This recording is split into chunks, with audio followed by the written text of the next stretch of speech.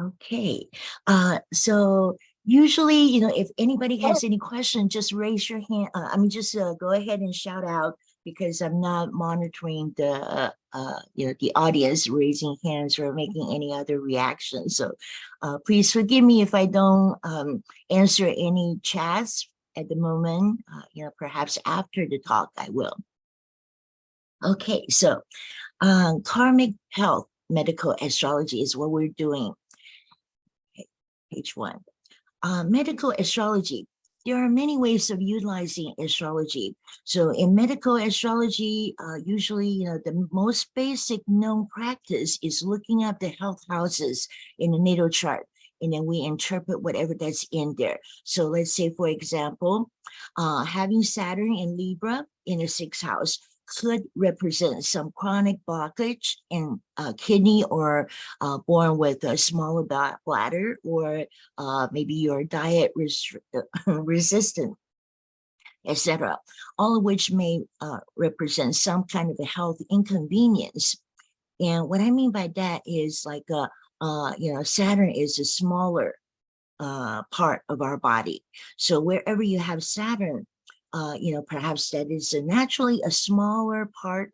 Let's say perhaps I'm shorter, or I have smaller bones, or I have a smaller heart, that kind of thing.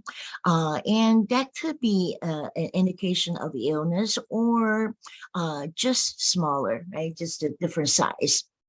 And Jupiter, on the other hand, could be the larger, like overly exaggerated parts in our body. Okay. So, when we look at the 6th house, the 12th house, we can see, oh, what's, well, what am I doing wrong? What am I eating wrong? What's the wrong diet?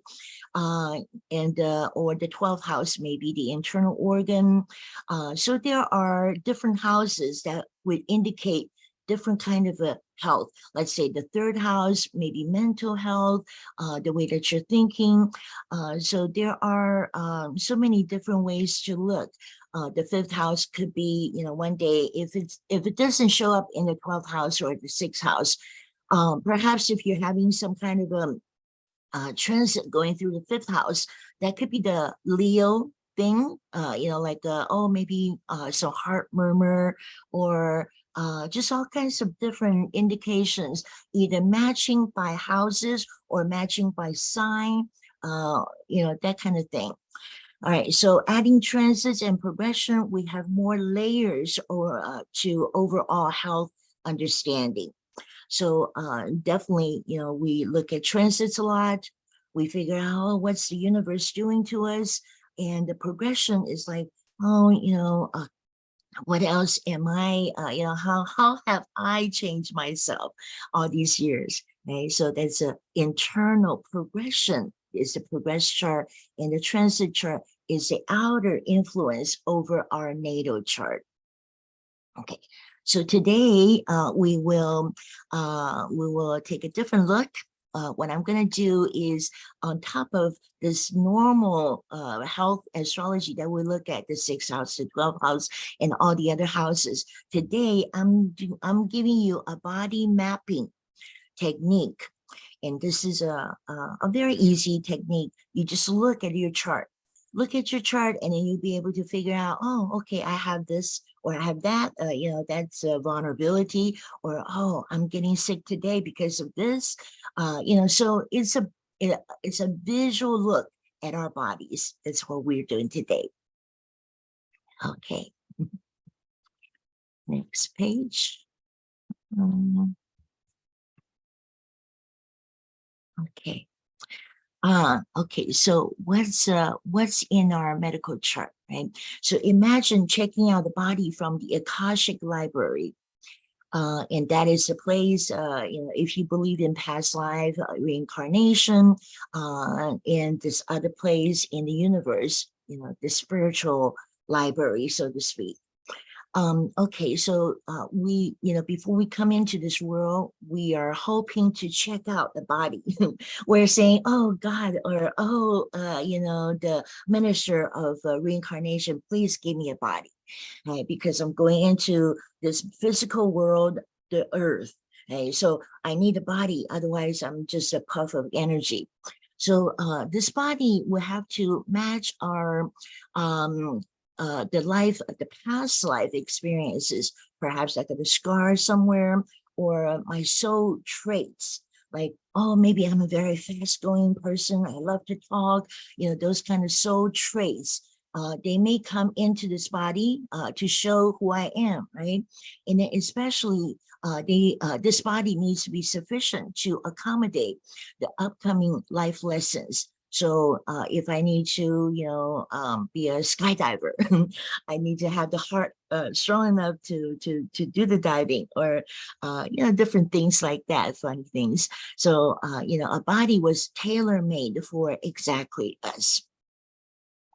And that's my take on the reincarnation. I've channeled a lot of people, a lot of different souls, a lot of stories.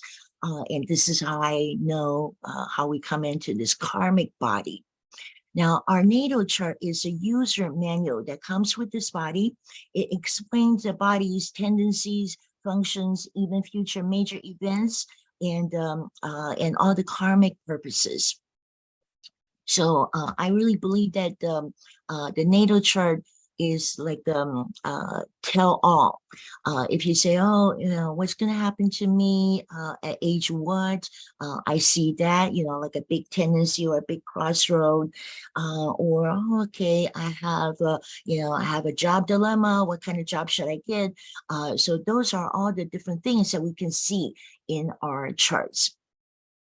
So our chart is a free spinning dial, turned to view depending on the specific agenda. So, for all the astrologer students of life, I really want to emphasize this part. A chart is a free spinning wheel. That means anytime you can turn it.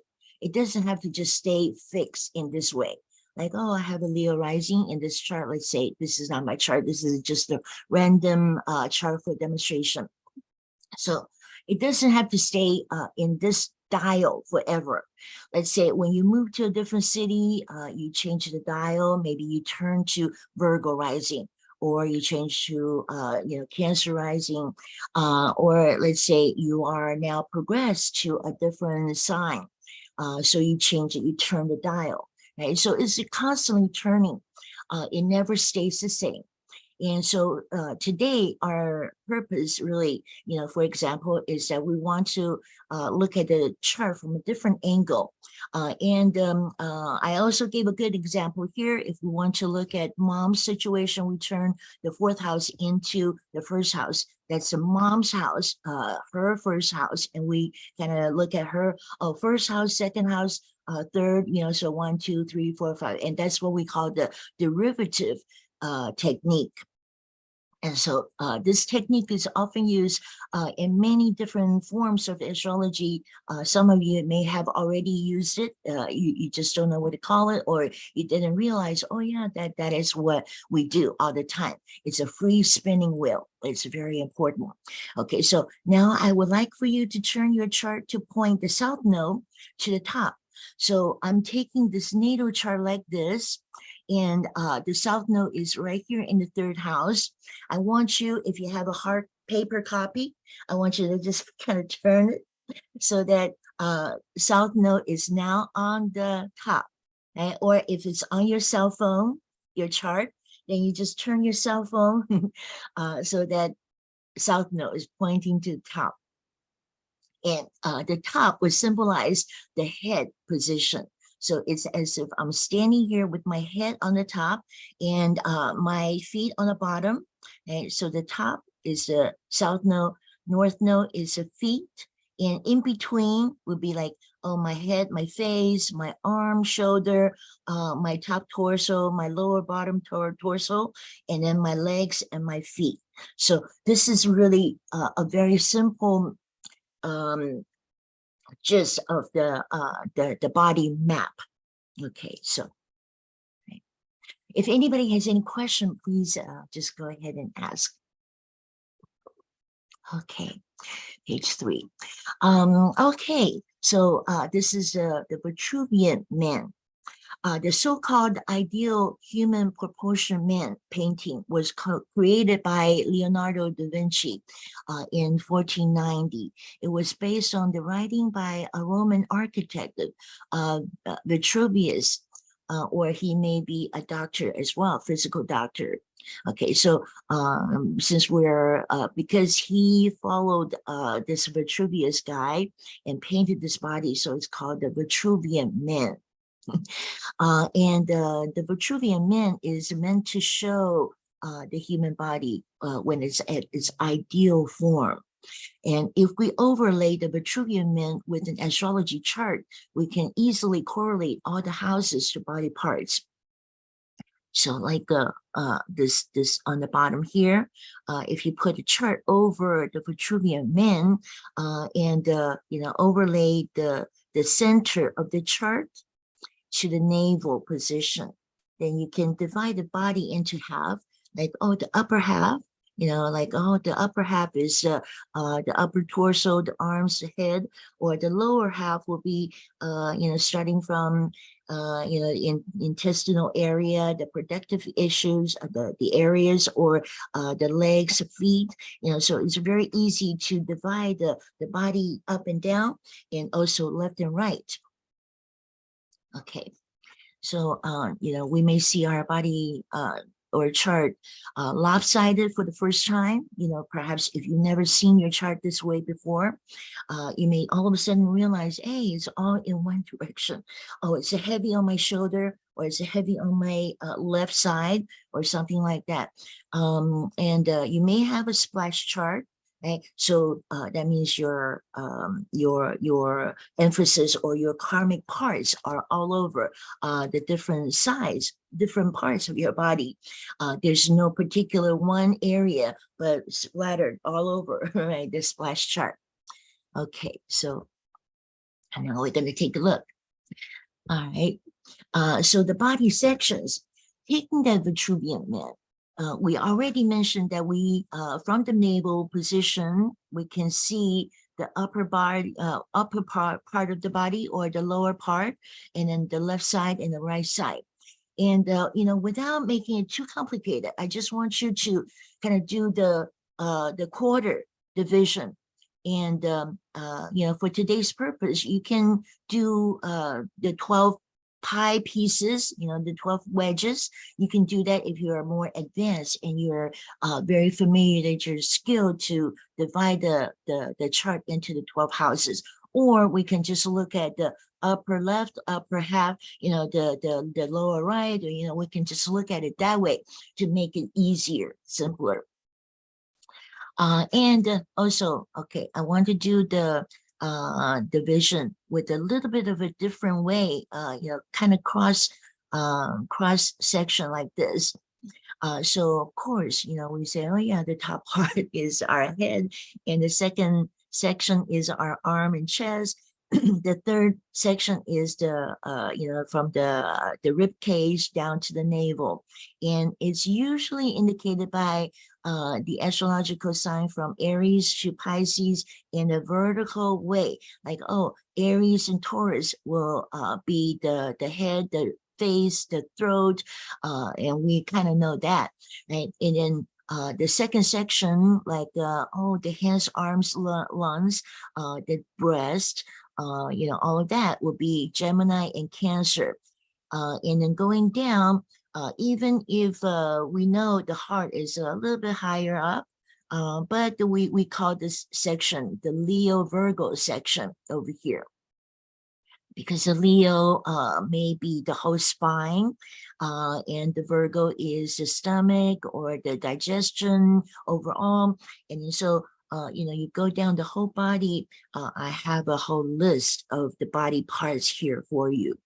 Okay, and then you can take a picture with your cell phone, so that you can have all of these tables in your phone, so that anytime you can access them very easily. Or of course, like Jim said, I have a PowerPoint that I'm, very, very happy and honored to distribute to everybody so you can read the whole presentation at your own spare time. But it's always good to take a picture with your cell phone to use it at any moment. Okay. Okay, so I put up a little bit of a sample chart here just for demonstration purpose. Nobody's chart really. This is just a fun chart here. And it's small, I understand. I'm sorry that it's hard to read, but it's just a simple demonstration because, we see these blank demonstration. We don't know how to relate it to our charts. So let's say if this is my natal chart, and I have no planets in the two up right here you can see that the south node is right here. So right next to the south node is the head or the face, the brain, and I have no planets in these two houses. And the two houses that's ruled by the head and face, that means I have no karma with my face or my brain. Maybe I have a pretty normal face, pretty normal brain. Let's say if I were some movie star, maybe my face is really important to me, and maybe I have an issue with how I look every day. Oh, I have another acne, or oh, maybe I'm Einstein. I have a superpower brain, that kind of thing. So those could be an indication of karma. Particular lessons that I need to do in this lifetime, or not, right? And perhaps I grew up feeling that I was an ugly duckling. And then so that became an issue in my karma, learning my life lesson. But since in this chart, let's say, oh, I realize I have nothing right next to my south node. So I have no particular karma with my face, my presentation, my impression, or the way I do my career does not require my beauty or my vanity. So, that is a realization, right? And then perhaps my karma will be in this, okay, so we have to reverse the right side and the left side because you're like standing on the paper looking at me. Right, so on the right side is actually the left part of the body. So my left arm has a Mercury and Mars, and that could be something that I can use very often. Or on the bottom, I have, some of these heavier outer planets like, Neptune, Saturn in the right leg area. So my right leg area, when I get older, I could have issues like water circulation, fluid, the veins, or like when I get older, I could have, just a slower right leg, inconvenient, I have to use a cane or something like that. So these are just the simple indications of how our natal planets could indicate different aspects of the body or the health. Okay, so that's a simple quick look. Does anybody have any questions? Or, okay, well, we'll reserve the question for later. All right, no problem. Okay, so other than that, we have a body, planet, and element table. Okay, so I made these tables for you. All right, the outer planets signify harder issues, and it takes longer to deal with, and they are unmanageable. So let's say, for example, this chart again, if I have all the outer planets on the bottom, let's say, for example, I have a Pluto starting at the waistline, right? And then I have Saturn and Neptune there. And then going to the other side, I have Jupiter, Uranus. And right now, it just so happened that all the the outer planets are concentrated in one part. So they're within 120 degrees from Earth sign to Earth sign, from Capricorn to Taurus. And if this were your chart, or if this was today's horary chart, then we can say, oh, well, if this is also my natal chart, so it looks like I have a heavier bottom from the right side of the body to the left foot. And then on the top body, on the top side of the body, I seem to have all the personal planets, so it's usually easier to deal with. I don't have an issue with the top part of the body, but the lower body is heavier, whether that means a lot of the fluid, sink to the bottom of my feet and the leg and thighs, and I have, bigger fatty tissue area in the stomach and in the butt area, so that could be one way to read that. And then I have all these definitions for the planets, you can always take a planet and try to do the positive part and the negative part of the planet, because there are always positive and negative pros and cons of every sign, every planet, every house. There's never just, oh, sun is all good, right? Jupiter is all good. Well, if you only read the all good, then you're missing the other possibilities, right? Let's say, for example, the sun may be, vitality, confidence, wellness, and masculine energy. But when it's bad, when it's overly, when it's let's say it's squared by something, or it has an opposition, or it's hidden in a house somewhere, then the sun could be overly arrogant, or it could have a sense of self-awareness, a lack of confidence, a lack of self-esteem, a lot of possibilities of the good and the bad. And of course, depending on the transit and what kind of progression area that you're going through right now, every planet has the good and the bad. All right, so I'm gonna use this chart again. I want to say, oh, well, this person has the head here, South Node. I'm going to just briefly, talk about a chart in a symbolic way. Okay, so that helps you understand, how you tie in to the planets. So if this is the head, like I said, the first area of karma is the left arm section. So we have a little bit of a Mars and Mercury here in the left arm. Mars could be about the physical use, right? So me, this person here, I could do a lot of physical lifting with my arm, or interested in sexual energy, thinking using my shoulder or my chest area could be beautiful, so that's the sexual use of the body parts. And then also there are times when I have some acute conditions, something that comes and goes, or if I have a shoulder pain, as I get to my age 50s or 60s, I could have a shoulder something, I don't know what it is. It's acute, it comes and goes, or that when it comes, it's very, very fast. Mars could be also about temperament, about collision. Something hit me, or forcefully either hit me, or I use it to throw basketballs and do all kinds of Mars activities with my left arm right here in Virgo. And Virgo, as we know, just adding in a little bit of the sign description, Virgo is a technician, right? So, Mars and Mercury in Virgo, that probably means that I can even be if that's my karma, then I could even pursue a career in surgeon, because I'm very good at sewing things, or just doing the Mars in Virgo type of activities. Okay, so Mercury in the arm.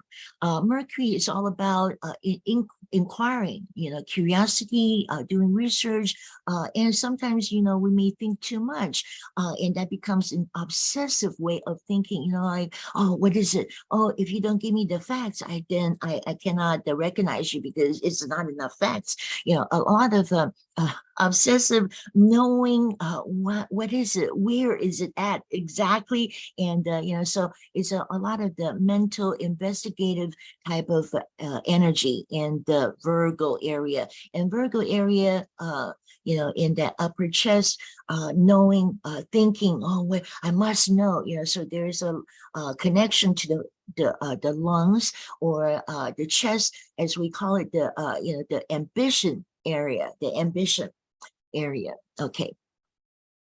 All right, so now coming down one more section here, we have Sun and Venus. So Venus is where we think is beautiful, right? Vanity, surface, the feminine part, or a male could have Venus in a good placement. So perhaps you have it on your toe, your foot, or it just so happened that this person has it in the midriff area, like in the rib cage area. So this person is probably thinking that, oh, my midsection is beautiful. I like to wear the two-piece bathing suit, or I like to show my body in the middle, right? So I don't need to cover it all up. Or when I wear my jeans, I like to wear the low-rise jeans because I have a beautiful, rib section. So, okay. Now, going down a little bit lower, we have a Pluto right here, right on the waistline. So Pluto is the displacement, or a loss, or transformation, addiction, or removal. And what I mean by that is, because of the transformation quality of Pluto. Oftentimes we say, oh, what are you transforming? If you were a shy girl, now you become, 18 years old, you're a beautiful young lady now. Or, when we talk about the face, okay, if I have a Pluto on the face, then maybe that means I've taken a plastic surgery and made my nose bigger or more straight or something like that. So the transformation may mean that you remove something and put in something new, right? So there is always a possibility for surgery or some kind of a change, a drastic change in that section. Maybe for this lady, it will be the midsection, because on the other side, we have a moon in Cancer. So moon is the emotional storage, right? Emotional, i.e. when I'm emotional, or it's a fluctuation, when I get my period, I'm extra bloated, or other times maybe I shrink down.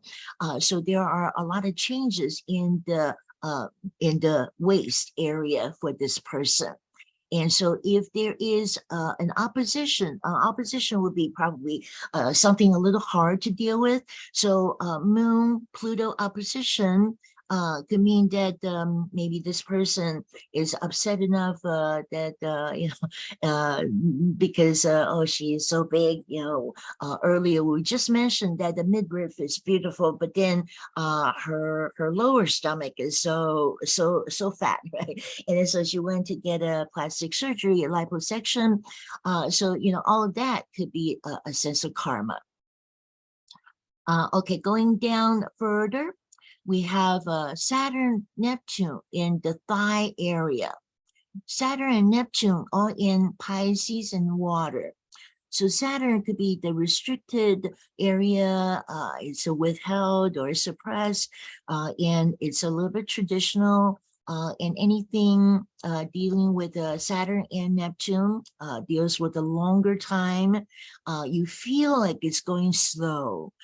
Saturn is slow, or it takes forever. It takes a lot more time to accomplish something. And so is Neptune. Neptune is delayed. So these two planets to me indicate like a timing, elongated timing.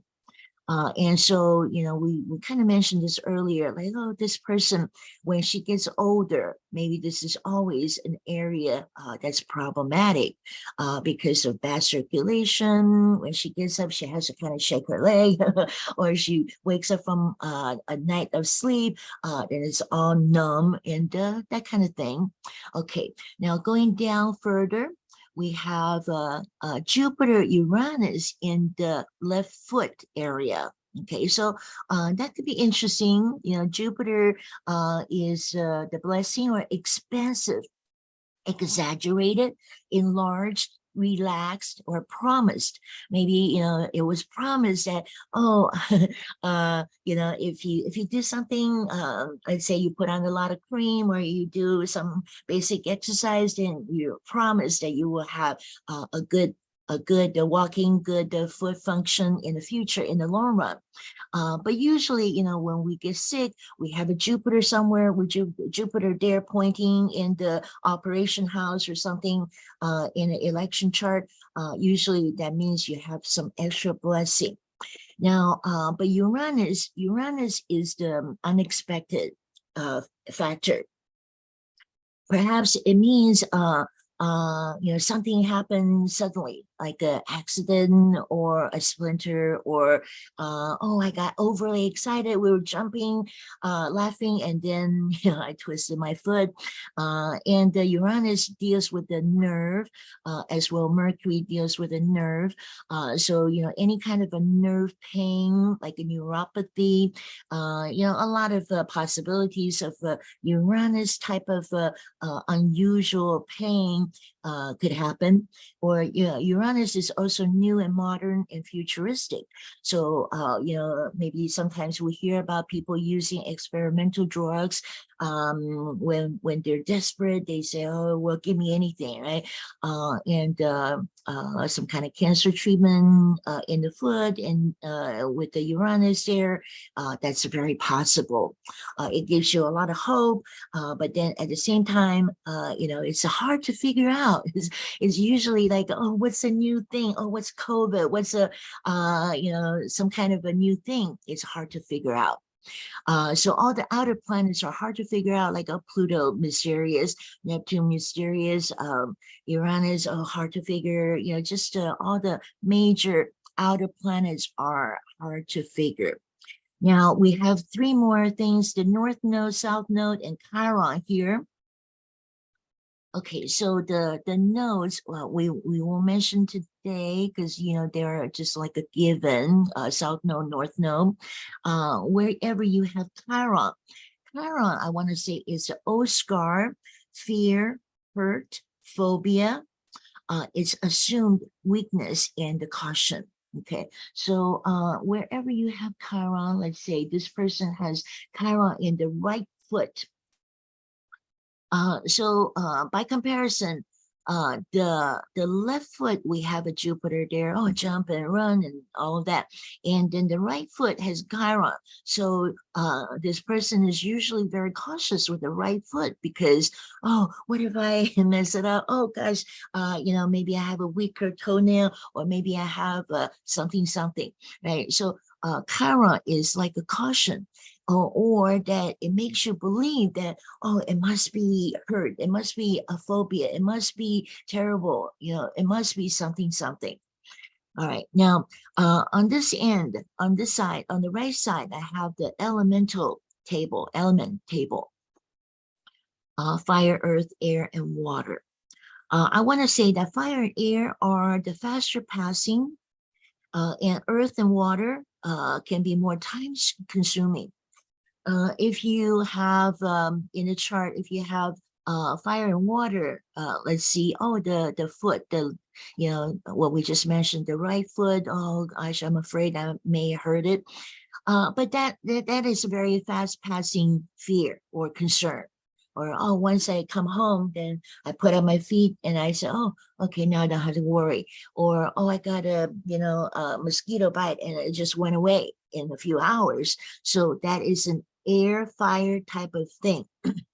But if you have like Pluto in Capricorn, oh man, that probably will last forever, right? Or Neptune in, let's say, Earth, maybe Taurus or something, then yeah, again, something that could last a very long time, maybe 2 years or 3 years, a pink eye that lasts for 2 months or 3 years, or oh my gosh. Okay, so, water sign is emotional, fluid, circulation.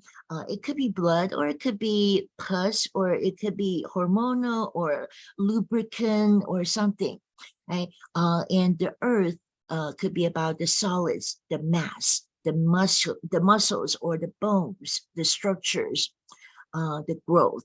It is the slowest one, earth. Okay, so hopefully this will give you some sense of new analysis, like, oh gosh, my arm, why is it that, some kind of healing is slower, or the other part, heals really fast, or I lose weight really fast, just a lot of different new revelation. Okay, all right, so the next page. Okay, I'm going to give some more examples. I have 3 celebs here. I have Lady Gaga, I have Michael Jackson, and Tiger Woods. And these are just to help us understand how how we use the planets, the signs, the visions. Okay, and then we're not particularly interested in other people's lives. We're ultimately going to use our own chart. And today, if time permitting, I can do some of your charts. You can give me your time, and then I will, display it on screen, and so all of us can look at that together. But I don't know how much time we will have left. Okay, so but anyway, we will see. So Lady Gaga, she is known to have fibromyalgia. Fibromyalgia is probably like sensitive nerves all over the body, and she may not know where it's coming from, and she may feel pain a lot here and there. And so we look at her chart, we can probably tell her something. We're not her doctor, but we can probably tell her something already. She has no planet on the right side of the chart, which is the left side of her body. All of her planets are on her right, are on her left side of the body. So that's kind of interesting. So she probably either uses her right side of the body a lot because that's her good side, or that's her very skilled side. Okay, or she may say, oh, my this left side of the body has no karma, so I can use my left body very well without worry. Or that usually I use my left arm to punch and I have no injuries. Okay, so anyway, the karma is all on the right side of the body. Okay, so starting from the top, she has a moon, Pluto. Moon Pluto in the brain is probably a hard thing. Moon Pluto, anything Pluto, moon particularly. Moon Pluto is difficult on the moon. And so I would say that she's probably extra emotional. Emotionally, even obsessive with the Pluto, the bad side of the Pluto. So, that is probably a difficult thing to deal with. And that could trigger some of the compulsive eating, or fear of something, Moon Pluto, fear of losing people, or fear of something, emotional something. So, that's all the Moon Pluto in the brain. Now, coming down to the arm section, the chest section, she has Saturn, Uranus in that area. So Saturn, Uranus in that area could be a little bit of that stiffness on the right, on the shoulder cup, or the right arm, or or possibly Uranus is where we collect a lot of experiences. So, perhaps it's a arm, the stiffness of the arm, or possible growth in the I'm not cursing anybody, but possible growth in the breast, or lymph issue with the Uranus is something new, right? Something that's not easy to figure out. Oh gosh, what is it? So we have 2 outer planets here, and that could be a difficult area for her. Now, the next section, the upper torso from the breast to the navel, we have Mars and Neptune. Mars and Neptune here is another kind of a sticky combination, right? Neptune is, oh, I don't know what could be wrong there. And then Mars is like, oh, I get really angry, or okay, I get very clumsy. I get, I fall down and hurt there. And it doesn't require any reason. It just happens. Mars and Sagittarius, oh gosh, or it's on the edge of Sag and Capricorn. So who knows? Okay, so that is a problematic area. And today I am again, just doing the quarter. I didn't put the smaller lines in because with the 12 houses, that would be a little hard to read. So I'm just doing the quarter right now. Okay. Now, the next area will be Jupiter, Mercury in the leg area. Now, Jupiter, like we mentioned earlier, it could be the blessing, right? It could be the fun, or the easy area. Or, okay, well, I got hurt, but it healed very fast. And so Jupiter is good. And Mercury says that she pays a lot of attention to that right thigh, right leg, the whole leg area. Maybe a lot of massage, a lot of, physical therapy, doing all kinds of stuff. And on the bottom, we have Sun and Venus.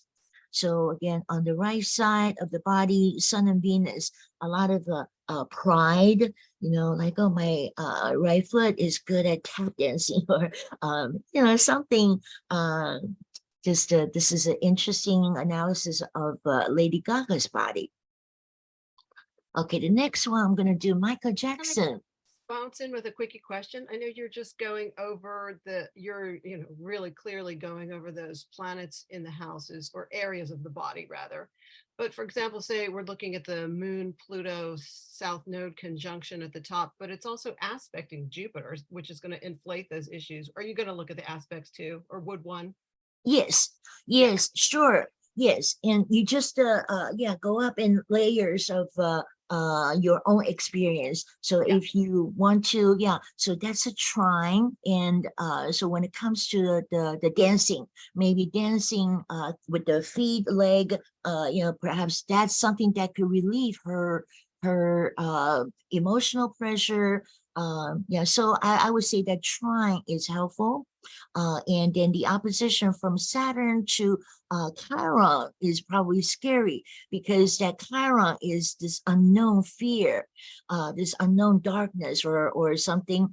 And Saturn says, oh, that must happen, or oh, that must be horrible, or other people tell her, oh, no, you cannot. So Saturn opposition to Chiron would be one most difficult opposition that she has in her whole life. But thank you. That's a good question. All right. So, okay, Michael Jackson. So Michael Jackson has had a lot of facial surgeries, right? We all know that. And then he died from the overdose. So this is his chart. We have a little bit of a stellium here. And then we have a Jupiter, Neptune on the feet, on the foot, on the left foot. The top body is fairly quiet. We have a Mars here and a Moon here. Okay, so the Mars in the right face area, right head, right face. I would say that he's a Virgo, so he probably doesn't have a brain karma, not so much because he's really brilliant and smart, but that could be interpreted in the direction of the face. Right? Mars in the face is like punch in the face, or when we do a lot of plastic surgery, cutting off the nose, it's probably similar, symbolic to punching out the nose, right? So we have an interesting Mars in the face here in Taurus. Taurus is earth sign, so a lot of that, you know, facial skin, ligament and the whatever, or the soft tissue of the nose, or the anything on the face. So Mars punching the removal of the some parts. Okay, so and then let's talk about the stallion over here. So we may divide this up to Venus, Uranus in the lower torso area. The lower torso area, we could possibly associate it with his sensuality, like he, you know, has this reputation or legacy about some of the disputes, you know, sexual disputes and stuff. But overall, I would say that he loves himself, you know, Venus, Uranus. Maybe he thinks that, oh, I look so beautiful, you know, look at my hip area, or look at how I twist and turn when I do the dance. He's really like the god of dance. And then we have you know, Mercury, Pluto, Sun in the leg area, in the right leg. So I'm sure, you know, Mercury, Pluto, Sun, that's probably a very strong combination. You know, of course, sometimes we may say, oh, Pluto is scary, but when Pluto is powerful, Pluto is probably the most powerful planet in our chart, is where you are powerful. Let's say, oh, you may meet a lot of powerful people, or that you may have a powerful job, or you have a powerful whatever, powerful husband, powerful boyfriend, you know, something like that. So Michael Jackson will have a very powerful right leg, where he does the sun, the dancing, showing off, or also Mercury trying to study how to do it 1,000 times one move, and you know, trying to perfect the stuff in the pluses in Virgo, right? So of course we have to perfect everything. And then we have Jupiter, Neptune in the left, and I think that's a Mars. Okay, no, I'm sorry. I don't remember what planet that is. Okay, anyway, Jupiter, Neptune in the left foot area. So Jupiter is you know, good utilization of that left foot. And then Neptune there could be interesting. People ask Michael Jackson, hey, how did you do that move? He says, magic. Right? Magic with Neptune is always magic. Like, oh, what did you do? I'm not going to tell you. It's for me to know, for you to find out. Okay? And millions of people try to copy his moves. You're trying to figure out the magic. So that's all very interesting. Okay, the next one is Tiger Woods. All right, Tiger Woods is the famous pro golfer, and he's had some medical injuries, and both famous ones are in the foot area, in the feet. One is called the plantar fasciitis, and that happened, you know, before some time ago. So that already happened. That's a heel pain, kind of like Chiron, like, oh, that pain won't go away. So you know, it's remaining, continuing for a long time. And then he had a car accident, and he was driving very fast in the LA area, and his car SUV crashed into a building, kind of crushing the ankle, and the right ankle, where he has his foot on the gas pedal, right? So the ankle crushed, and they have to do a lot of surgery to reconstruct. So both of these are feet related. So look at his chart here. We see a lot of the activities down below. We have Pluto, Uranus, Venus, Neptune, Moon, all on the bottom.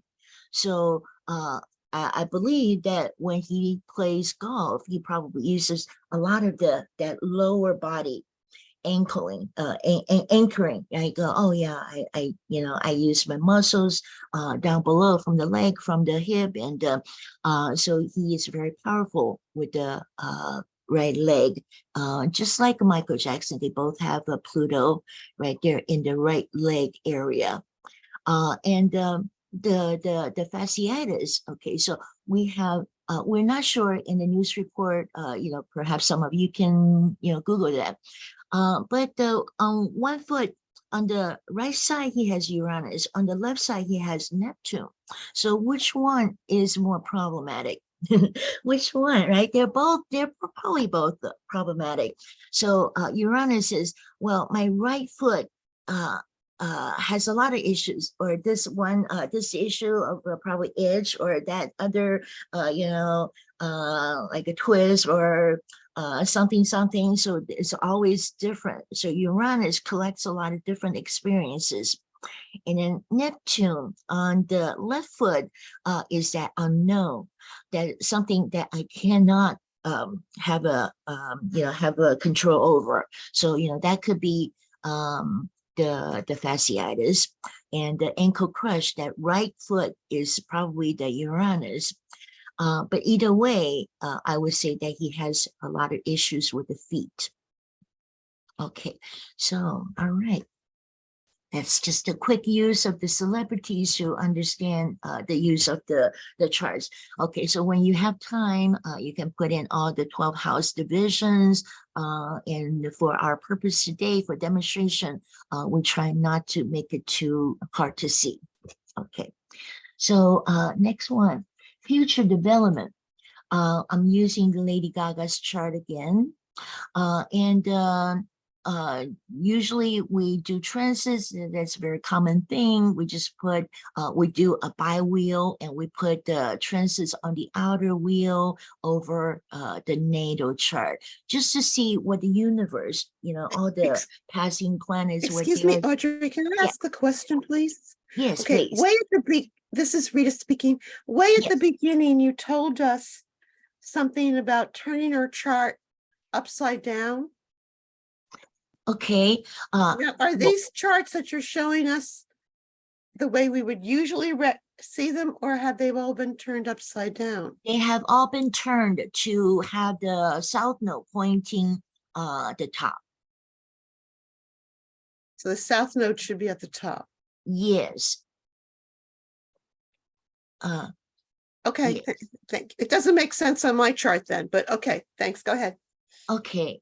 Yeah. So if you are, once you get more used to it, to the skills, to the, once you get more used to looking at charts from different angles, then you don't have to turn the chart. But today, I would imagine that there are some new beginners or the first timers. You're looking at your chart from the perspective of the south node. So you please turn it this way so that we can all talk about it at the same time. It'll be easier, because likely it's going to be confusing if the south node is down below or is over here.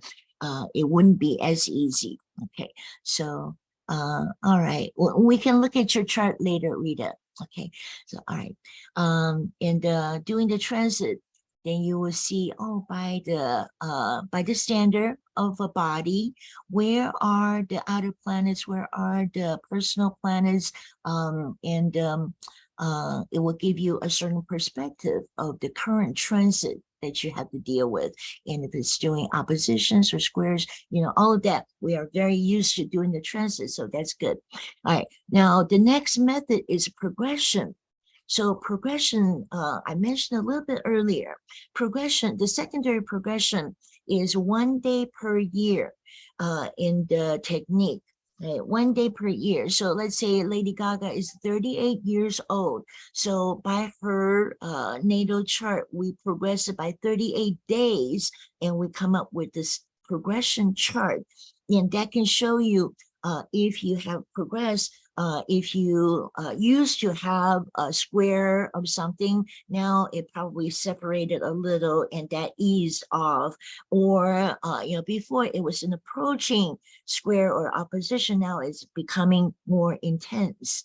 So, that is a long-term progression that we want to know, because we want to know like a bigger overall overview, like, something that is more long-term, a few years, And, this is one way to see where the health issues lie these days. Again, we would say, oh, okay, it looks like she has nothing on this upper right quadrant. Upper right quadrant means upper left body. She has no issues. But these four, Pluto, Saturn, Uranus, Neptune, they're still, very steadily holding grounds on the upper right area of her body. That's her progression. Okay, now we can also do the yearly solar return, right? And for some of you, if you're not familiar with these techniques, it's okay. I just want to do a general introduction. Don't worry, you don't have to absorb it all because it's just too much. Each topic could be a whole 2-hour conversation. Or 5 hour. Okay, so the 2023 solar return is just like a transit chart, but starting the day of her birthday. And this could be a story of her year, 2023, this 38-year-old whole year, what is it going to be? And we can see no particular planets on the top half, and all the planets are on the bottom with only Pluto on the waistline. Now, with the Pluto on the waistline, it could be gaining weight, having no control over the weight gain, or Pluto in Capricorn, 28-degree, 29-degree Capricorn, or 0 Aquarius. Different signs could mean something entirely different.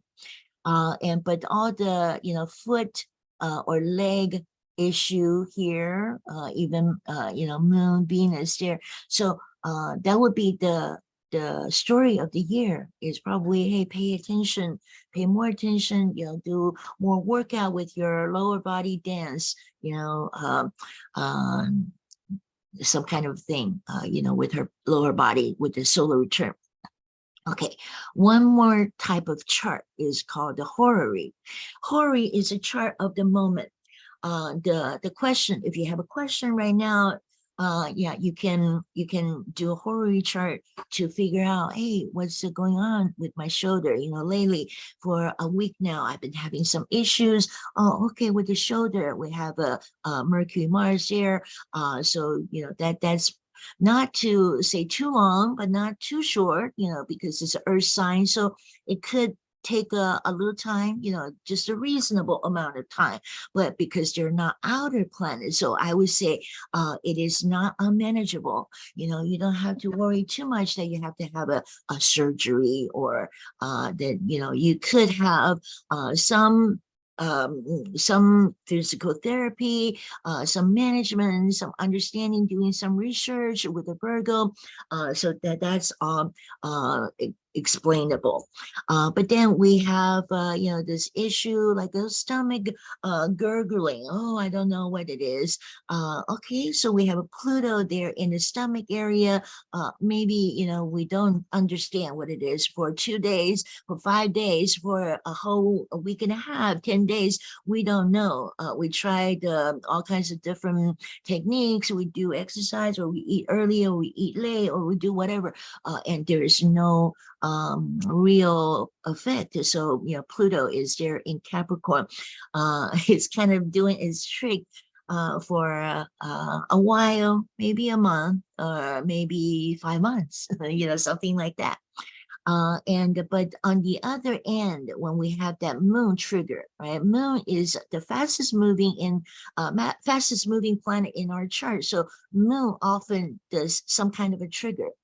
And so, if this stomach gurgling is triggered by moon, by emotional, and plus she has a moon Pluto in the natal chart anyway. So if, we have a moon trigger, then please, always do some meditation, try to calm yourself down, try to put the emotional trauma out of the way. Don't think about past injuries that you've had, or don't think about that loss of relationship with that one guy, or don't think about You know, even for some women, oh, loss of a baby, a loss of something, you know, because we have moon in Cancer, family issues, or my mom doesn't prove something.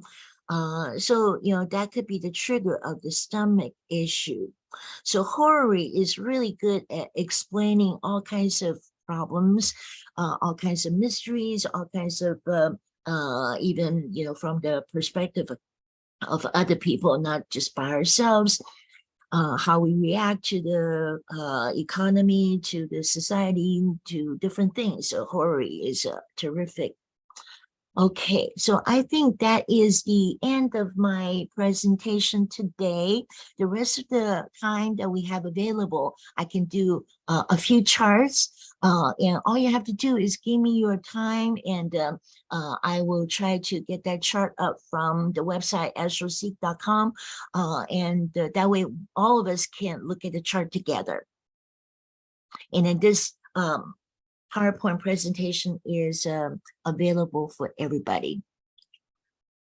Okay, back to you, Jim.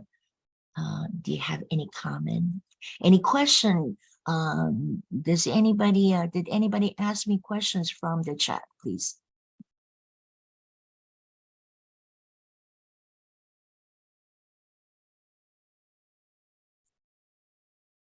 Audrey, I'm still Yes. seeing your screen. So did you stop sharing? Okay, got it. There we go. There we go. All right. Thank you. All right. Any volunteers to have their chart read, or I was hoping any to ask questions? a question. Yeah, Yes. go for it. Hi. Okay. Audrey. Okay, so I noticed that you said in looking at the chart, the south node at the top of the chart, it meant that so as looking at it, the left side of the chart looking at it would be the right side of the body and vice versa. Yes, that's right. Okay. I was looking at Lady Gaga's chart. It's pretty interesting that she and I are like mirror images chart wise. Mm. But the left side of my chart is heavily, okay, left side of my chart is heavily concentrated. Mm. And until you said that left side equals right side equals left side of the body kind of thing. Mm. Everything, it seems like I have a heavily concentrated left side of my chart, and all the issues that I have in my body, I could draw a line down the middle of my body, and the left side of my body has so much more wrong with it. So if I were to switch it to the opposite side, it doesn't fit. There's Okay. very little going on the right side of my chart. Okay. Yeah, thanks for mentioning that. I didn't have an example that I mentioned in the display.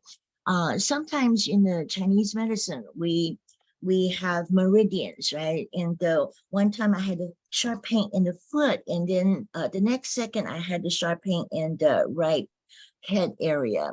So that demonstrated to me that the meridian is connected from the left foot to the right head. And then and then I've seen a lot of people's chart where they have something on the right side, something on the left side, and they cross in the middle. That's the opposition, right? So the opposition created some tension either to the right side or to the left side. So yes, we can look at your chart and give some answers to the mysteries that you probably wonder for a long time, right? And so sometimes, yeah, the karma, this is a chart of the karma. So even if you say, oh, my right side of the body, which is the left side of the chart, seems to be, just like a reactive, pessimist part of my body, or the left side of my body is more like a physically active, doing things to create, like I carry bags with my left arm and stuff like that. Those are all, those can all be explained in some kind of a way to see if that's a reason for something, right? Okay. So yeah, rather than to talk about yeah. notes Okay. and stuff as you talked. And I really, really wish I kept taking those shorthand classes in college. Um, But I was wondering if, do the subjects of the individual houses influence the health as well as, you know, what number the house is and the signs involved and planets? Does the subject covered of the house have an influence? Say it's a communication in the third house. mhm. Does it affect wherever that's located on your chart? Yes, absolutely. Yeah, so our natal chart can tell a story all by itself. Okay, just like a regular natal chart. Oh, Saturn in the third house, maybe, you know, communication a little bit slower. I take Mhm. things very carefully, cautiously, but then maybe there were times that I have Saturn in the third house. Maybe I had depression issues or cause for, karmic resolve, that kind of thing. And then we put that into today's body mapping. There's a Yeah. karmic medic. Yeah, so it's a whole different story now, right? It's a whole different way of looking at the chart. And the house subject can correlate with health issues as well? Yes. So in today's chart, maybe it falls to my left side Mhm. of my arm area, the Saturn. So it has a whole different interpretation as the natal chart, the third house Saturn.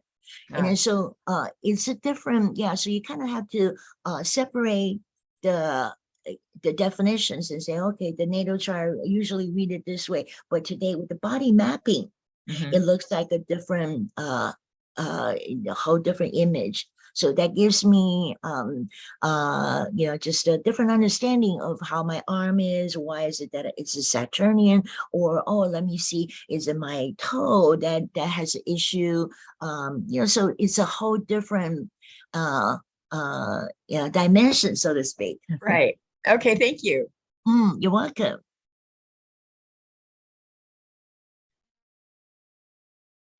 Okay, so let me see. I have a few requests here. Okay, we probably have a lot of time, or not a lot of time, but okay, so I can do somebody's chart, right? Okay, so I can do let me do the screen share. I'm going to use the website Astrology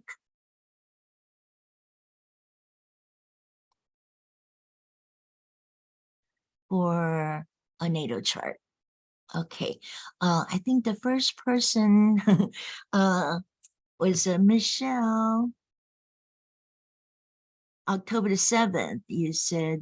Oh, you can hold off on mine. Oh, I do somebody else's. Okay. okay, sure. All right. Who wants to go next? Who was the next person? In the chat. Are you Paul looking? has one up in, he's November 17th, 89. Oh, who is this? Paul, Paul? yeah. Oh, okay. All right. So, please, can you read it to me so that I don't have to Yes, read the, totally. okay. I was going to offer to do that. Paul Oh, is November 17th, 1989. Okay, 189. He's listing 1901. 201. 1901 in San Jose, California, if you want it. San Jose, okay. Yeah.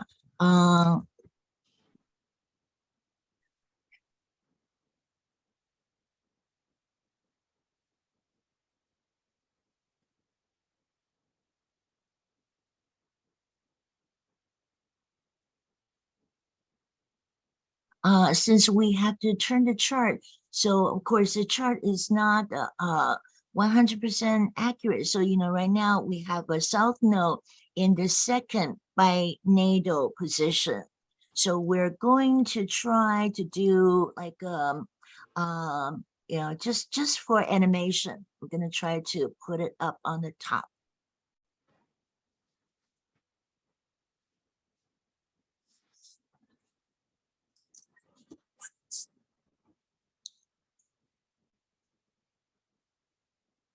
Okay, so this looks to be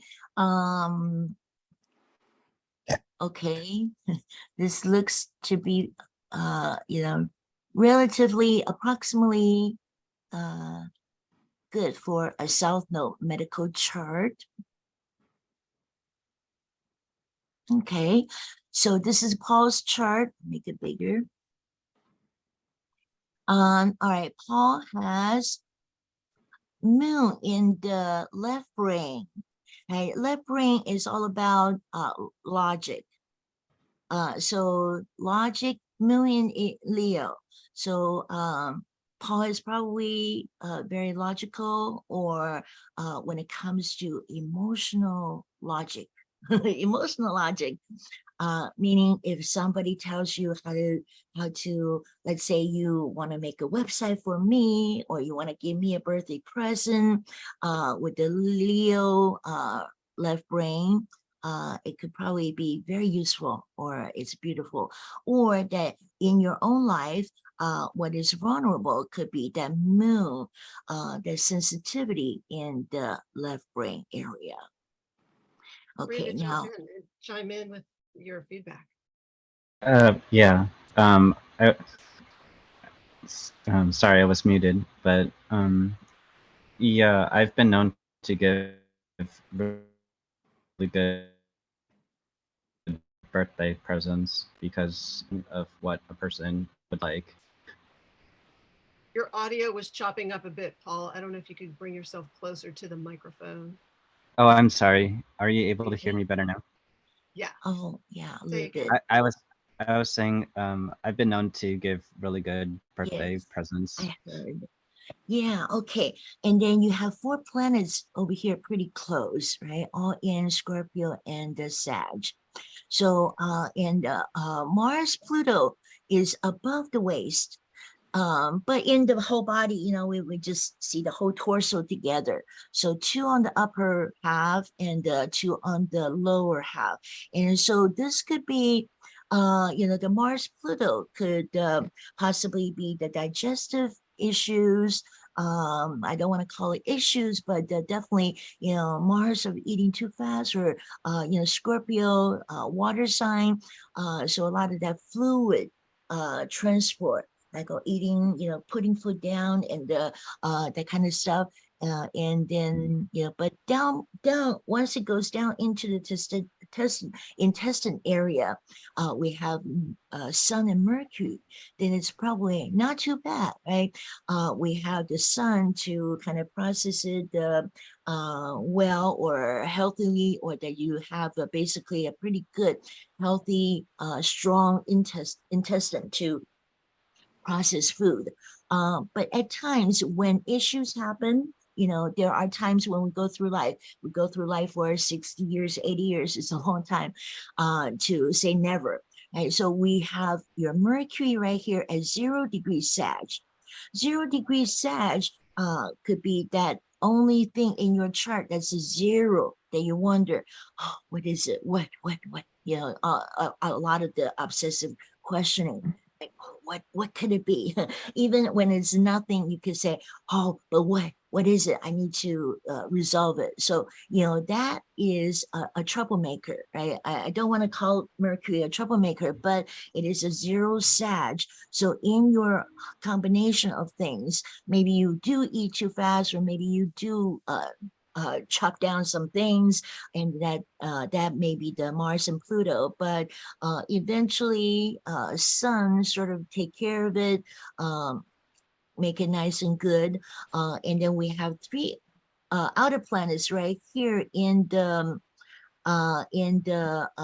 leg area, right? So that's the right leg with Uranus, Neptune, and Saturn a little bit lower, and they are in Capricorn. So the right leg make sure that you don't, over exercise, you take good care of it, don't have accidents. But with Uranus, Neptune, it is a lot of the unknown. Sometimes we can anticipate something, right? But Saturn is a good maintenance. So yeah, they're all bone related. And your chart is easy to read So because you have clusters. Yeah. yeah, I've been known to be pretty neurotic about my health, and I have been told like I have really good too. I was able to run a mile in pretty fast time, and if I'm going to be doing Thanks. kinds of Member. activities that involve I'm pretty good. No, Like Okay. hiking, running, because and that something like that. but links group membership. And then you can see that there is an opposition from Jupiter to the cluster. Right? So you can say, oh, it's exact, or when we have a stellium, we just kind of tie it together. They domino. So basically, you have a Jupiter from the left shoulder to the right leg. So again, there is some distribution, like, oh, if I do too much on it's like your body is stretched out in a diagonal direction. And then, so this is, if you say, oh, what is my past life like? What is my karma with my leg and with my arm and leg, right? So in the past life, that could be an injury or the cause of death, or however you look at it. You may say, oh, why am I doing all of this? Why am I working this job? Why am I in this kind of a relationship? So again, the arm leg correlation, that is a story to tell. Could you elaborate more on relationships? Because I do find myself in interesting relationships. Oh, I can hear. Do I have what? I was asking, are you able to elaborate more on relationships? Because I do find myself in interesting relationships. Okay, sure. You have the fortunate thing is that it has this trine to your own Mars Pluto. So it probably it says that in the relationship you want to express yourself confidently with the Scorpio Mars. And we'll look at Venus too. But the opposition is from Jupiter to the Neptune, Saturn. So it says in the past life, maybe you wanted to do something and somebody always told you no, give you rejection, whether it's the woman, let's say men and women. So it's your other half telling you, no, I don't want to. Or it could be about the authorities telling you, no, you're not allowed to marry this person. So, there was a lot of that, the opposition, that sense of non-fulfilled or unfinished business. That was the Jupiter to the Neptune Saturn. But Jupiter, by nature, we may say, oh, Jupiter is milder, it's not so harsh, but you would take it as a harsh thing, right? So when you meet somebody who's Jupiter, like grandpa tells you, hey, don't marry so early, 20 years old, you can wait. And then you take it as, oh, you're opposing me. Or when you're doing your own Jupiter, oh, I'm all innocent and naive, but you have all these adults, Uranus, Neptune, Saturn, big sister or mom or teacher or somebody, three adults telling you, no, no, no. And then so your own Mars in Scorpio is not defeated. Right? And then, but your Venus in Capricorn may be defeated by that opposition. But Do you that's a think, long story. oh, I was gonna say, do you think a person's like past life, as in like in childhood, has any impact on that? Because Yeah. I do recall like for most of my childhood, like Okay, so I have siblings, and for whichever reasons, like I was not able to go take certain classes because it didn't work out for my older siblings. And so like I Mm, can see a correlation there. mm.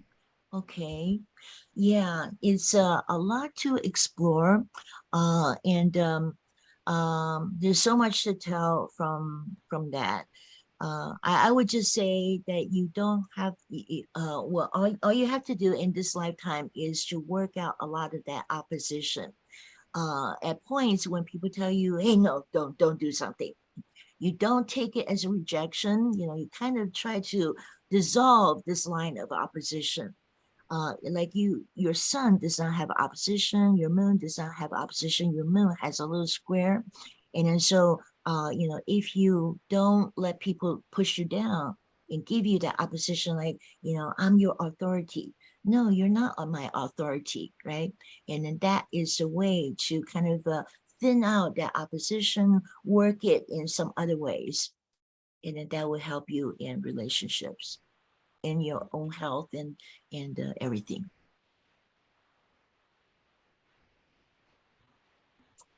Okay, all right. So Audrey, I have a quick question. yeah, On his chart with the Mars being above the line, could that be like acid reflux? uh, yes, okay, sure, I could. Okay. And question, Audrey, Mm, when we're talking about that midline, could it be like the pancreas and the liver, possibly the kidneys or the diaphragm also being affected? Yes, yes. Okay. And then you look to see how high or how low it is Uh-huh. by the degree, right? Mm. It's just a body map. So, let's say, going down the body, so Mars is higher than Pluto. So Mars, the higher part, probably, right, where the gallbladder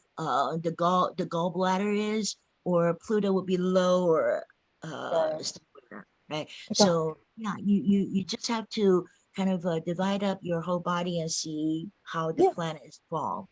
It's pretty common sense, isn't it? Yeah, yeah. Audrey, is that, would you consider that Mars in Scorpio, that region of the body, the heart? uh yeah, I would say it's a little low. And then depending on whether it has anything to do with the either Leo or the fifth house of your chart, or anything, so that would give me indication, that would give me clues to whether it's a heart Right, or 'cause- something a little bit lower. Yeah, right, but because it looks to be low. Mm. yeah, but it looked also that he mentioned, well, if that area of the chart would be the heart because of the Leo section in your other diagram. He mentioned that he was a runner, yeah, and so he would have a strong heart, especially with Mars in Scorpio. Oh, okay. Okay, sure. Like he That could could, run a yeah. mile or something. Oh yeah, my mile time was like 6 minutes 59 seconds. Yeah, that's what I'm saying. Robust heart, especially with Mars and Scorp. Cool, I thank totally threw up afterwards. That was my fastest mile time. you. But you did it anyway. Yeah. But that's the point. Cool. Are there other questions about this chart, or do you want another birth date? Yeah, I'll take another birthday. Okay, I'm looking at the chat and I saw Lydia Moreno. Are you still there, Lydia? And you want your chart read publicly? Yeah, I'm here. Okay, she's Yeah, I love March 6th, March the 6th. March the 6th, 1965, Okay. 1965. Okay. And this is a morning chart, 8:59 a.m. Okay. And she's Uh-huh. Los Angeles, California.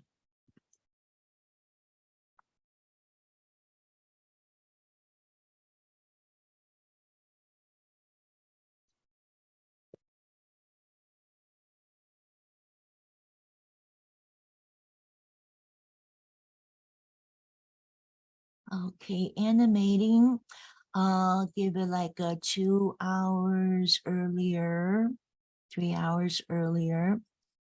So to Audrey, bring this this. part, you're just bumping, you're just adjusting to the time where the south node would have been on the midheaven Yes, just prior yes, to the birth. Okay.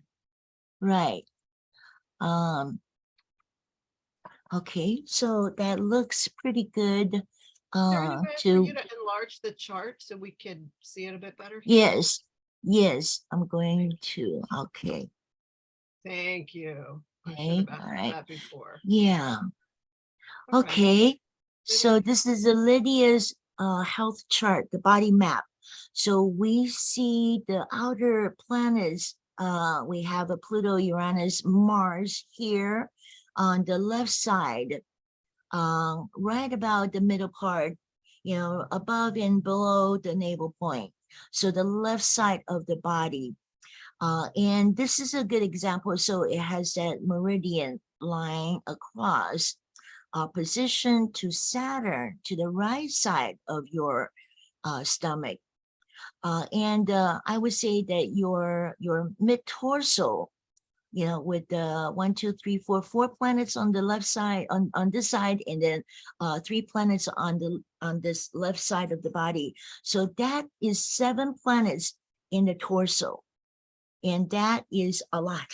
That is a lot. So, you know, you basically you want to deal with some of the Virgo issues, Pisces issues, whether it's digestion, fluid digestion, or you know, pieces of you know, food too chunky or too whatever. You eating the right food, right diet. All of that is really important. And then you just have other one other opposition, Neptune, Jupiter. Neptune, Jupiter is about from the head to the feet area. So that's almost like either the neck, left neck area with the Neptune here, or the right knee, Jupiter area. So that will be connected from the left shoulder to the right knee area, you know, however that's connected. Okay, so that's one opposition. And all the rest of the oppositions are from the stomach, from the left side of the stomach to the right side, left, right, left, right. So there's probably some oscillating. And you may think that food goes down straight, you know, straight down, up and down, but there is probably some issues like the left, you know, the love handles, or the you know, having some a lower back, some spinal stiffness or something like that. So I would say you know, look at what you have, and but you can ask me questions. I'm not really sure how to translate all this to what's been going on, but I've always had digestive issues my entire life. Lots of them. Yeah, okay. And I recently got my gallbladder out and 2 hip Oh. surgeries, and I don't know. Oh. So yeah, since 2017, like before 2017, like up through 2016, just digestive issues, but no broken bones, no nothing. Then, Okay. and I've had a surgery a year since then. So I'm just like, what's going on? Right. Just Okay. You said left hip. both, Oh, both right and left. The right went first and then the left. Yeah. oh, okay. So yeah, I was looking at the left and there's nothing here in Leo, right? But the right side, we have moon at 23 Aries. That's kind of close to the hip area, lower hip. So if the doctor, well, I'm not going to consult with the doctor, but you know, this is just for holistic.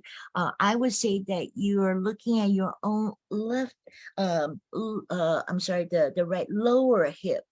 So the lower hip could be the, you know, however it's lower, but I would just say that 15 degrees is where the joining point of the torso and the leg, which is the hip area, and moon is slightly lower than that 15 degree. It's 23. So there's an 8-degree difference there. With the Aries, Aries could be inflammation, Yeah. fire sign. Yes, lots of Mm. inflammation, lots of arthritis. Oh, okay. And a moon, because moon theirs is it's a disguise of emotional nature. So even though we don't think, oh, I get mad and then my joint goes complaining, screaming, crying out. But yeah, I would say that you want to think about your, you want to give yourself affirmations like, I love myself. Or, you want to say things like happy times, my life is beautiful. I love, I'm secure, I'm emotionally happy and all of that, affirmation, talking to your own body to say, I am doing okay, because moon is unaspected. It has no aspect to any other planets, opposition or squares, right? And then so sometimes it could feel like I'm on a lone island, like, oh, emotionally, nobody hears me. I need to see something done. I need to see you care about me. I need to care about you. And it shouts out and nobody answers. Right. So moon is almost the last degree. We have Mercury at a later degree 25, but moon is 23 and it's not making aspects. So moon is like void of course. Right. So you often you have to tell yourself, I love myself. The universe loves me. God loves me. Goddess loves me. My mom loves me, or whoever loves me. Okay, so you want to tell yourself that your moon is going somewhere with this Aries energy. And that is one way to quiet down your inflammation. Wow. How do I take this further? Like this is my first meeting, so I don't like, I'm tired of dealing with this inflammation and all this. I'm over it. So how do I take this and move forward and learn more and help myself? Sure. So from our presentation today, you learned some definitions, some keywords of the planets and the signs and the elements and all of that you can put together. So in the future, every day, you bring out your cell phone. What's the aspect today? And let me look. Right. This is all tool for you to deal with your own reality. But otherwise, you can do a lot of meditation to say, oh, what's my body telling me right now? Just instinctively, what's the body telling me? Am I hungry? Am I not hungry? Am I emotionally starving or I'm unhappy? So you want to hear the inner voice of yourself, and being more in touch with yourself, you are able to kind of address it. And but mostly it's the stomach area. You see all these planets, 3 here, 4 here. So you really have to say, okay, what goes in stays in that center torso area. Am I processing it? Am I eating too fast just to kind of put the food in? So, hey, body, you handle it. But I have to handle it. I can't just tell body, you handle it, right? So the digestion means that everything you say to me, I need to digest it, work on it in a mental way, because we have mutable signs, the Virgo and Pisces. So I need to bring it back up, regurgitate into my head to think about what I rationalize. How does that make sense to me? Do I want too much information of the Virgo, or do I want too much of the blind faith, right? So there has to be a balance in the middle between the two. And this is all intellectual for you. Okay. Thank you so much. Oh, you're welcome. All right. So we may have time for more or not. I don't know if we're going to, what do you think? Jim, should I do one more or we're good? Katerina? Did James have his chart up? Yeah, James is always willing to share his. He usually goes later, and I'm willing to host to support people. It would be really cool to get one for like the nation, or That would whether be July 7th, 1776. or like if we could look at the health of the nation. Okay, but that doesn't correlate with the people or the different unions or the Congress, or that doesn't relate in the same way that the natal chart would. Oh, yeah, but we have like high degrees of like obesity and diabetic and all kinds of stuff in the US. You would probably see all of that in a chart if we read that, and you know what I mean? Yeah. Connie put her date of birth up here, didn't she? Okay. And then, yeah, Rita, do you still want to? Okay, well, we have a little time, right? So what's your date of birth? Anybody? Connie? 2/17/62. Okay, 2/17. Mhm. 62.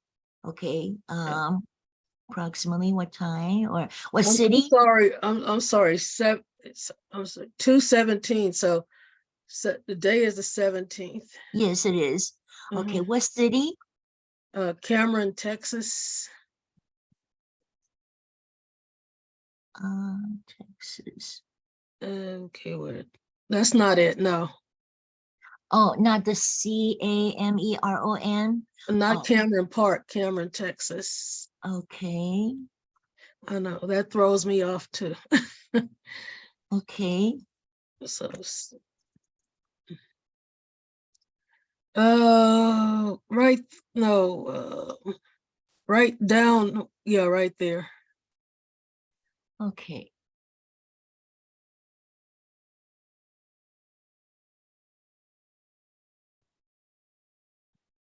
Yeah, the only thing that would be different probably is just the moon and the rising, but we're not using. Oh, I didn't give not you going to. I need to give you the time. Oh, it's okay. I can use this because we're animating. Well, the time was 11:01 a.m. It's okay. Thank you. Mhm. Yeah. I only need to know, see the moon moves about 14 degrees a day. So, okay, let me see just a little bit earlier.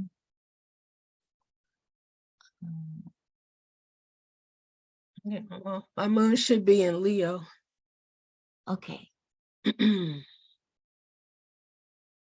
thank you.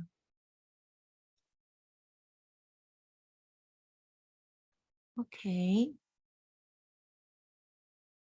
Moon should be in Leo. All right, got it. Okay, so we are looking at this. Looking at your chart.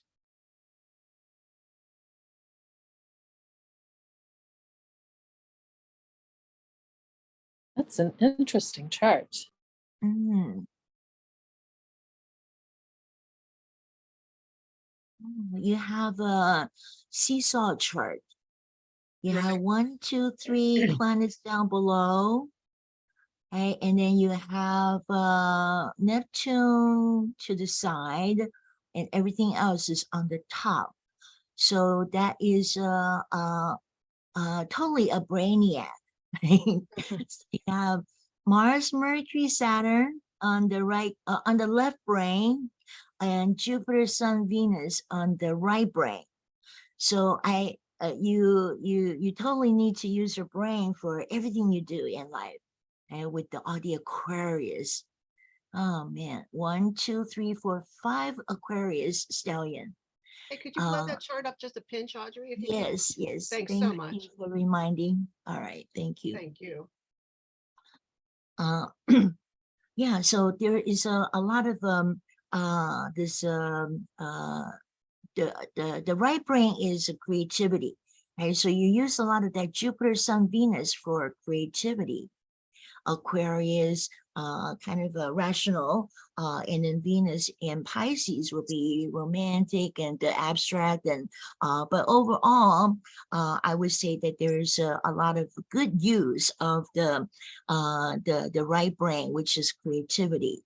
And then on the rational side, you have Saturn, Mars, Mercury, and those are probably a very good combination of the logic, scientific things with the Aquarius.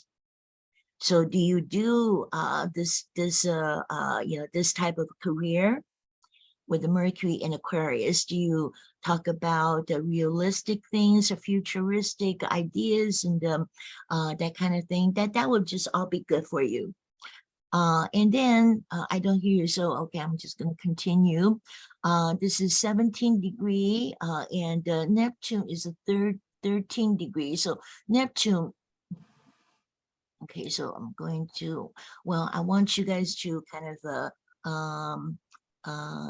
I kind of worry about the Neptune square. I mean, the Neptune square Mars. I think that kind of gets in my way of getting everything I want done. Okay, so Neptune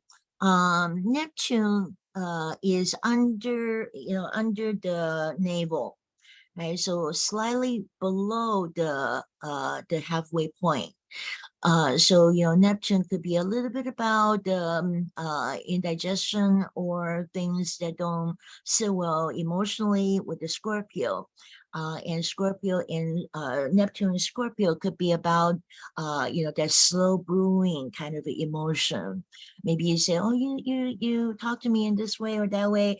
Okay, let me go home and think about it, and not, instantly express your opinion.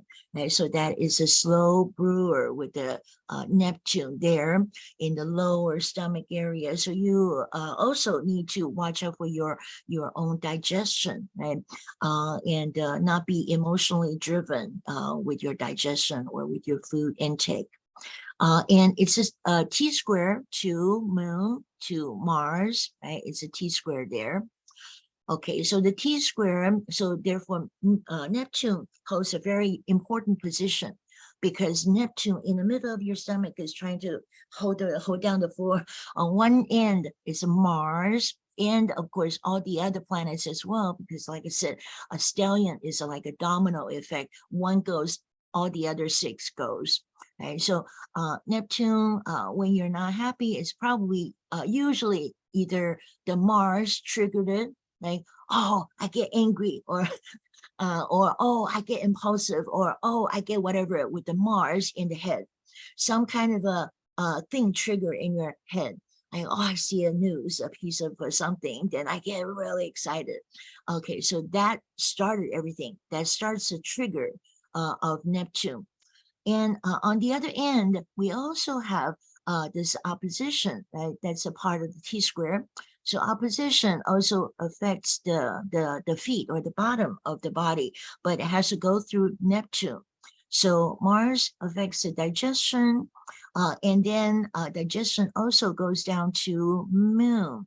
Moon in the right foot area. So Moon is emotional, and in Leo. So you want to kind of vent. You dissipate your energy through physical activities, although most of the time you're constantly going, if ever in the future, if you ever have any insomnia issues, that's probably because of overthinking. Or a lot of times you're up in your brain, and the kind of work that you do is to sit there and let me think. I'm the strategist or something. So you have a lot of the brain activities, but less physical activities. But you do have 3 planets in the foot area, in the feet. The Moon, right foot for the Moon, and then the left foot will be Uranus and Neptune. So the area, the side that you need to watch out for is the left side with the Uranus and Neptune. So any question on that?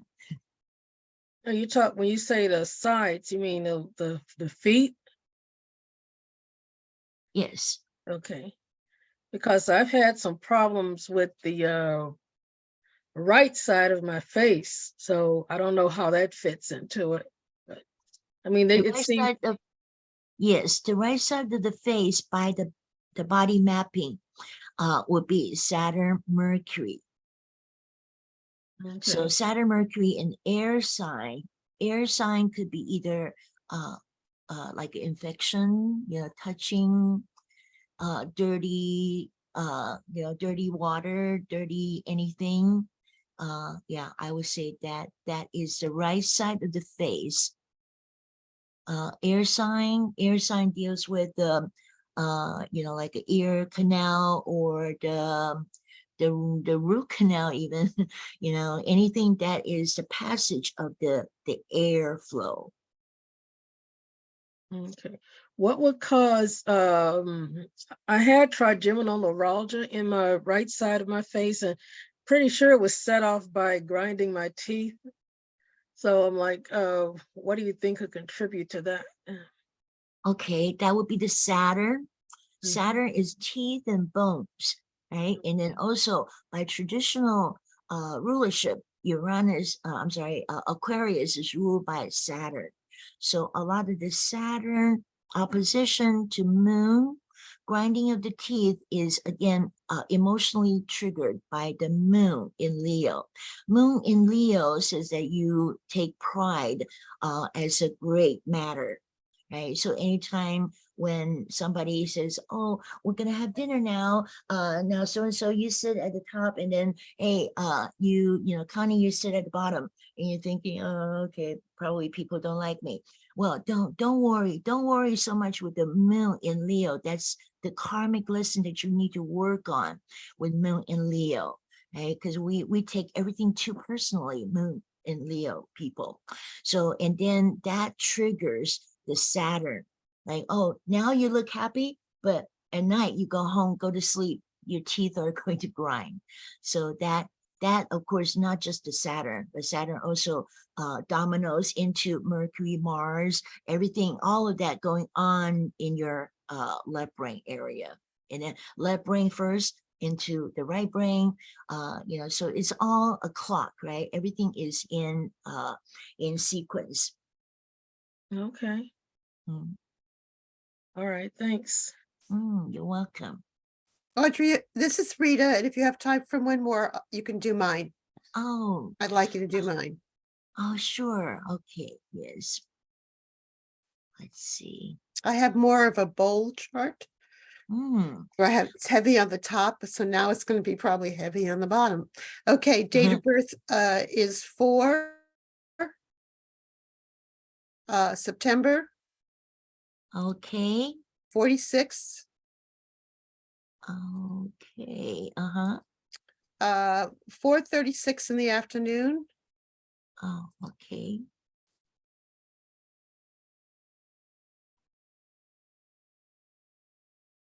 Queens, New York. By the way, I'm just a couple of hours different than Liz Green's chart. She was born just a little bit before me. Okay. In fact, I had a therapist that kept saying, "Why is your chart so familiar to me?" He was a youngie. He knew a lot about Liz Green's chart. He goes, "Oh, Right." So I'm just bringing the south note up. Oh, that's pretty good and even there. Okay. Why are they going mostly on the one side when the chart is sort of top heavy? Yeah, so it's all on this side of the south node, which is the left side of the body.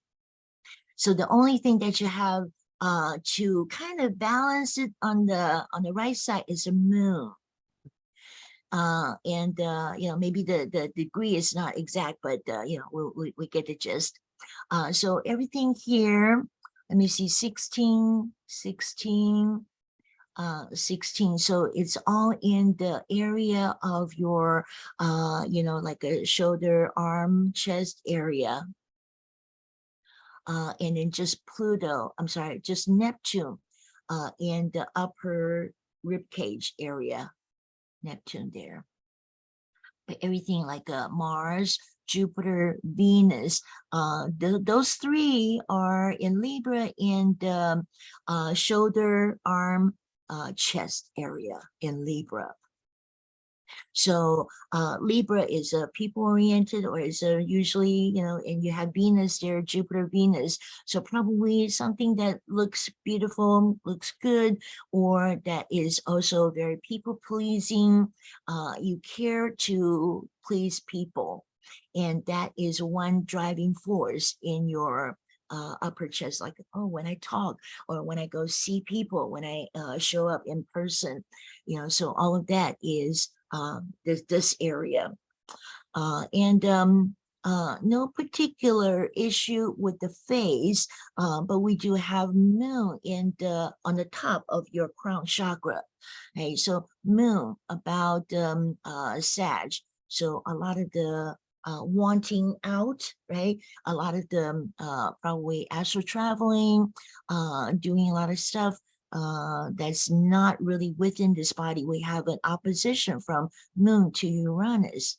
So even though your body says, oh, let me, stay grounded, but the moon tends to go out, or that, yeah, if you ever have any physical problem, okay, so let's talk about that. So the brain or the face area. So we just have fire sign, which is a fast passing, something that comes and goes. You may not say, oh, well, I had some kind of a infection for 2 months, 2 weeks. Even 2 weeks is probably too long. So usually, with the fire Sag, it's a very fast passing. Okay, and then so that brings us down to the Uranus on the left foot.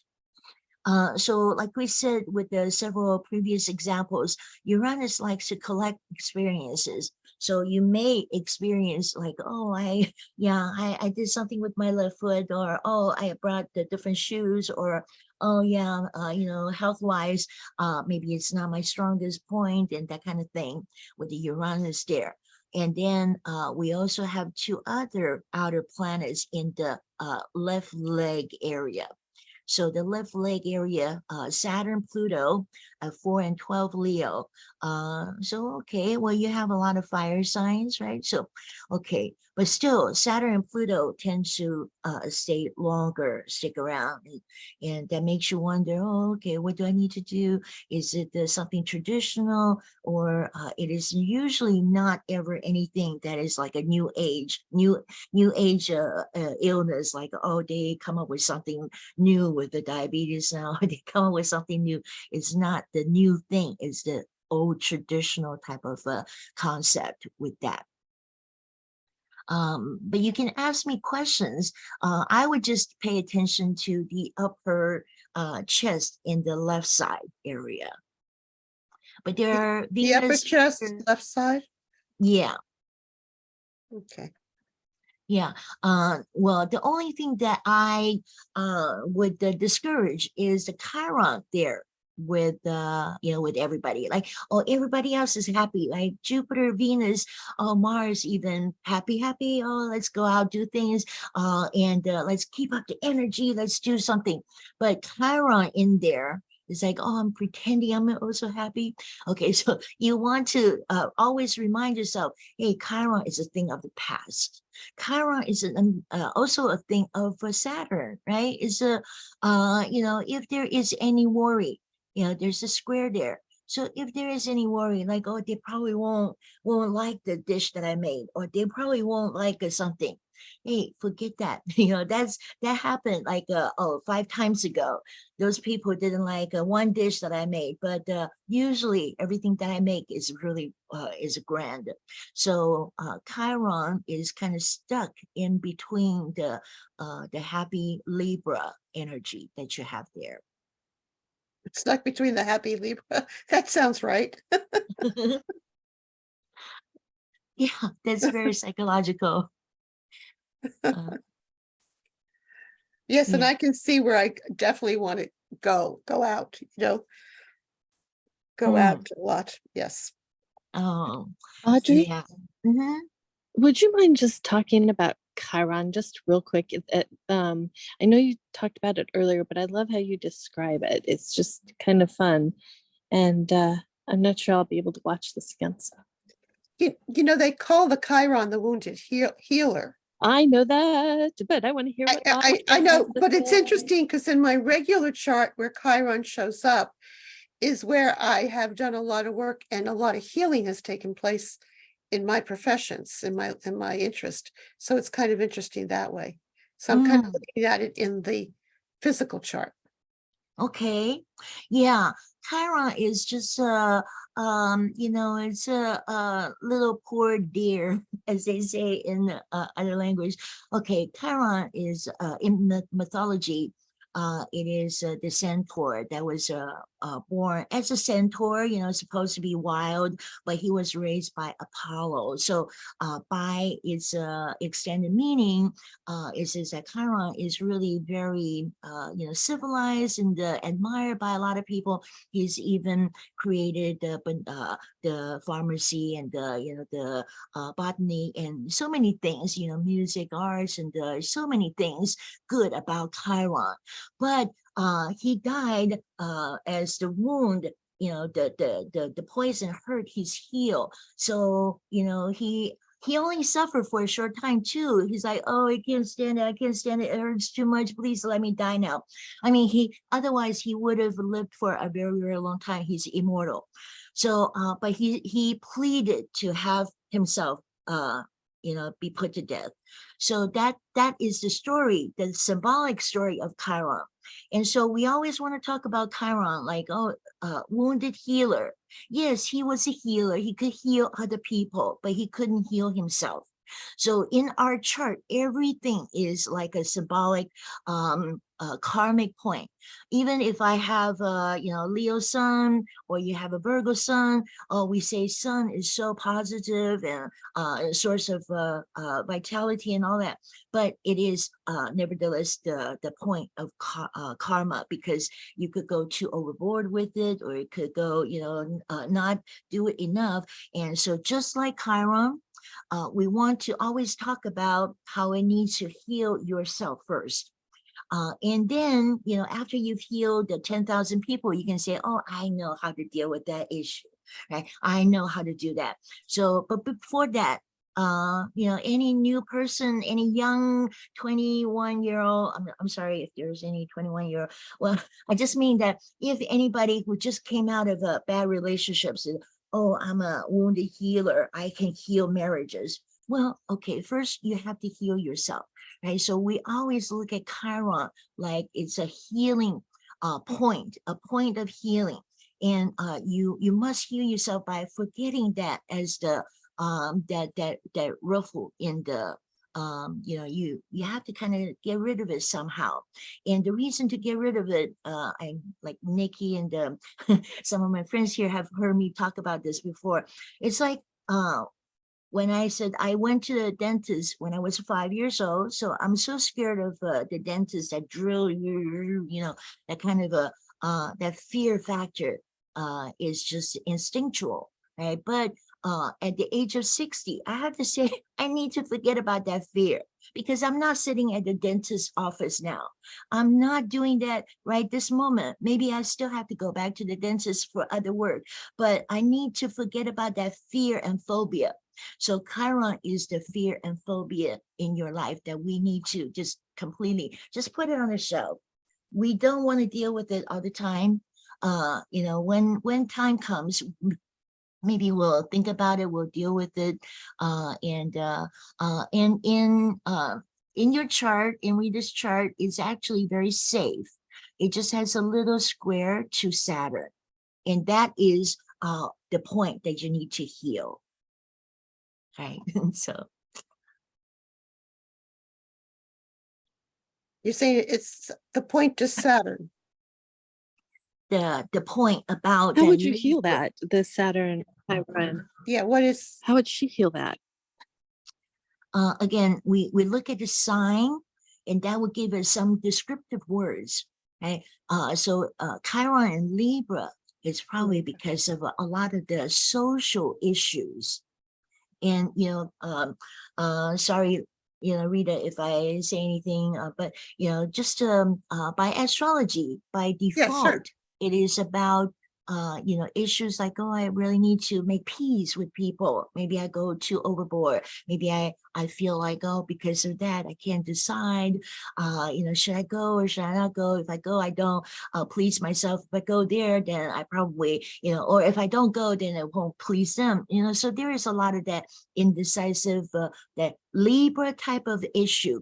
And then with the Saturn there in Leo, Saturn in Leo probably means that, I care very much about my outer disposition, how people see me. Right? If I don't make a show of myself, if I don't go to that award show, then people are going to think that I probably got sick at home, or I look too old, and something like that. It's just all crazy imagination of a Leo. Leos have a great imagination, right? They only think the worst. And so that is a square. That makes it difficult for the Chiron to heal, because Chiron is trying to say, I want to not care about how other people think. I want to just be myself. Right? And then Saturn says, I care about how other people expect me to be, because I need to hold that leadership position. So there is always that, push and pull, as if Libra doesn't have enough of the push and pull, right? And then Saturn comes in and say, oh, let me give you more of the push and pull. So that is difficult to face. So to understand yourself is to heal yourself. Yeah, so as you get older and older, you say, oh no, I don't need to worry about that anymore. If they want to think that I'm old and sick, then let them. The thing is, I need to please myself, that if I don't feel good about going, then I'm not going. I'm not, I know I don't need to please everybody. Right? So that is one way to heal the Chiron. Okay, thank you. Yeah, you're welcome. Okay, do we have anybody else, or we'll give it back? Audrey, Yeah. what if we did put in July 4th, 1776 for our country, just for the heck of it, and put it in there and see what it comes up with? Okay, sure. Okay. Who said that? Great idea. Yeah, well, it's yours at first. Funny. Yeah, I'm gonna say we are already at the 2:30 point, so I want to make sure that everybody can. Well, thank you everybody for coming. Okay, so 1776, and I think it was 5:11 in the afternoon, PM. Okay. 5:11 is the time they signed the Constitution. Yep. Ebenezer Sibley was there. Declaration of Independence. Declaration of Independence. Thank you. Yeah, Technically, it wasn't everybody didn't sign it that day. Some delegates had to wait until they could check with their Yeah, go back to the colonies. states and They had to go back to their colony and check with them to make sure. Right. But that's when So the timing is not that crucial unless you have a square to the moon, and then you say, oh well, then I must know what the moon is doing, right? So otherwise we can take a degree off here and there, and that's just fine, looking at the health. But then you also have transit charts and progression, so all of that can be taken into consideration altogether.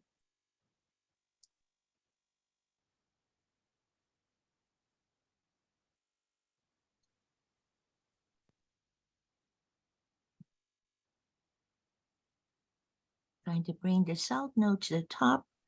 Okay, just a little bit more. Okay, just do 10 more minutes.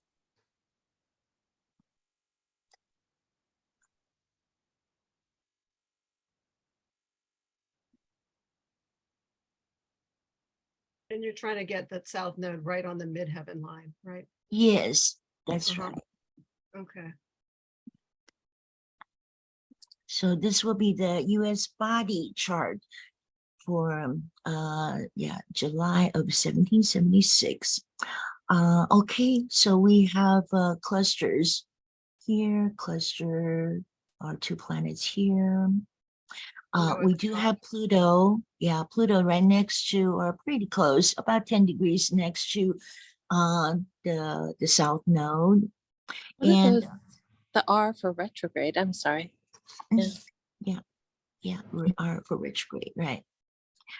7 degrees. So yeah, Pluto, there is probably a lot of the obsessive thinking, when we really, when we need to follow up, when we need to do something, whether it's a food, health issue or war issue or anything like that, there's a lot of that Pluto, that obsessive, that I must, must consider to be practical at the same time, but I must finish, or I must follow those people.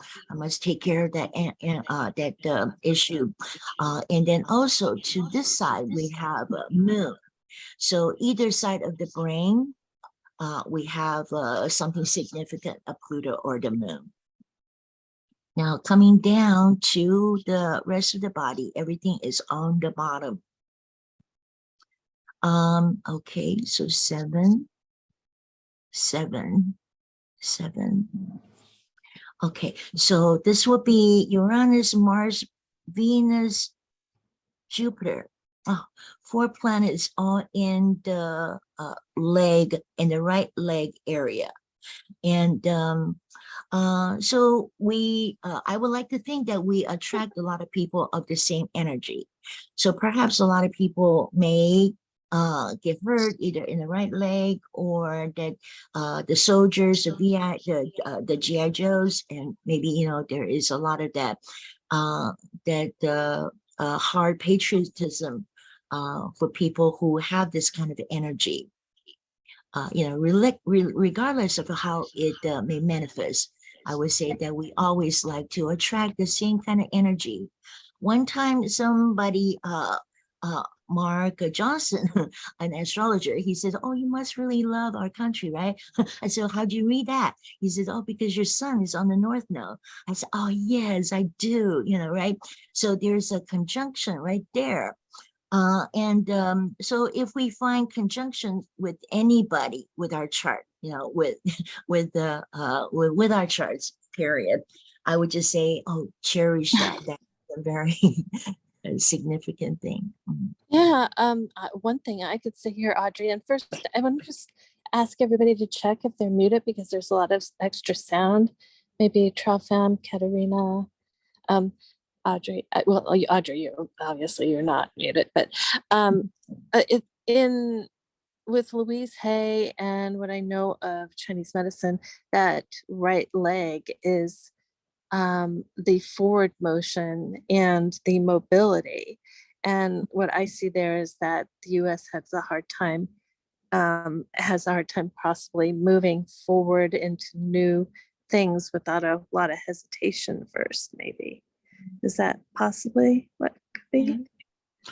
Yes, okay. So we have half Gemini and half Cancer. The Cancer, even though it's not half, it's only like if you 7 degrees of the Venus and Jupiter. So, but the water sign does tend to congeal, to kind of hold you back, to say, oh, don't move so fast. Yeah. Water could contribute, but the Gemini is, oh, talking fast. So yeah, a lot of fast talking, too much negotiation with other countries, and gossiping, and all of that. That could be the half of that. There's a lot of talking in the Congress, but they're not getting much done as far as moving. They're congealed and having a hard time moving forward that way. But on the left side, with that hip area and maybe the reproductive area with the Libra and the Virgo and the what do you think about that? Yeah, okay, so right. Yeah, Saturn in that reproductive, so yeah, there's probably a lot of that giving speech, preaching, hey, you need to do this, you need to do that, and Saturn in Libra, the female, the feminine. So even though Libra, sometimes we think of it as a male energy air, but I would still say that preaching, that difficulty, Saturn squares the Saturn square Sun, right? Saturn square Sun or even Jupiter. So there is a lot of that combative energy with the reproductive energy with that area. And but Neptune falls out of that area. Let me see. Yeah. So we're looking more at psychological things here. And then what about that retrograde on the Pluto and on the South Node? Does that affect anything? Okay, so South Node for our purpose with the body mapping is to just to indicate what kind of where we're starting from, the reference point. But being okay, South Node in Aquarius says that this nation, we came as this very independent, revolution-oriented person with Aquarius. We want to talk, we want to have intellectual advancement. So there is that South Node energy from the past life, if there was a past life of the country. And then Pluto is a different sign, so that Pluto does not really it's not like a conjunction to South Node, because when it's a different sign, it's a different energy that either comes from another yet very remote kind of a past life, or it is something that we want to work out, that we want to consolidate, or we want to get rid of, or something like that. So yeah, Pluto opposition to Mercury, and that is also a big one. And Mercury is to say, oh, we care, Mercury in Cancer, we care about everybody, we want to be the mother hen of everybody. But Pluto says, oh, we must be practical, we must think about the dollars, or not the dollars, but we must think about the businesses, or so there is a coldness about the Pluto in Capricorn in the brain. But then that, with a lot of planets here, so we always act together like a bunch, right? When you have one chopstick, it's easy to break it. But if you have 4 or 5, 10 chopsticks, it's difficult to break it. So the tendency is to act out the Mercury bunch. And everybody says, oh, we want to do Cancer, we want to, Sun, Cancer, Jupiter, Cancer, Venus, Cancer, everybody wants to do Cancer, and Pluto, you're on your own, by yourself.